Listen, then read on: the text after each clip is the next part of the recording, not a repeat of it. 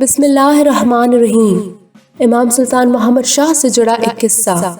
1927 में इमाम सुल्तान मोहम्मद शाह लंदन से बम्बई पहुंचे और जमात को दीदार से नवाजा। एक छोटी सी बच्ची ने इमाम अलैहिस्सलाम को गुजारिश की कि मौला कि मेरे मरहूम भाई की रूह के अब्दी सुकून के लिए आप दुआ अज़ीज़ करें। इमाम अलैहिस्सलाम ने फरमाया कि मैं दुआ करता हूँ कि तुम खिदमत करो। इस लड़की ने दोबारा कहा कि मौला आप मेरे भाई के रूहानी सुकून के लिए दुआ अज़ीज़ करें। इमाम अलैहिस्सलाम ने दोबारा फरमाया कि मैं दुआ करता हूँ कि तुम और खिदमत करो।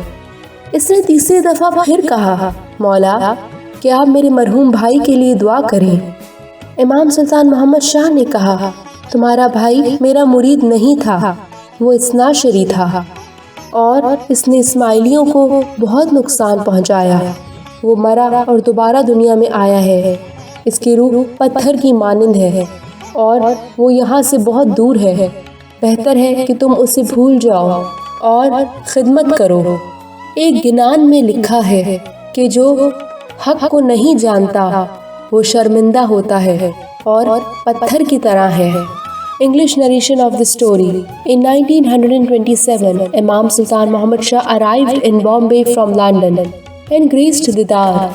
One young girl asked Maula, please pray for my deceased brother. You pray his soul for eternal peace. Imam alayhi salam said, I pray that you perform khidmat. She repeated, Maula, please pray for his soul. Imam once again repeated, I pray that you perform more khidmat.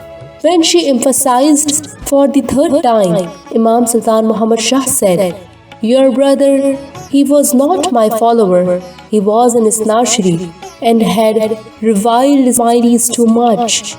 He died and has got birth. His soul is hard as stone and is too far from here. It is better that you forget him and render khidmat. It is written in Ginan, one who does not recognize the haqq, he is like a stone.